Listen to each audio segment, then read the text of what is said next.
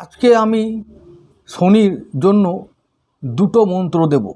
শনির সাড়ে সাতি, শনির ঢাইয়া, শনির দশা, শনি পীড়িত, শনি দুর্বল, সমস্ত পীড়া থেকে, শনির সমস্ত রকমের পীড়া থেকে তোমরা মুক্তি পাবে এই দুটো মন্ত্র জপ করলে। এক হচ্ছে পুরাণে থেকে তুলে নেওয়া একটা মন্ত্র আমি দেব, আর 2 নম্বর হচ্ছে শনির তন্ত্রের মন্ত্র, অর্থাৎ শনির তান্ত্রিক মন্ত্র আমি দেব।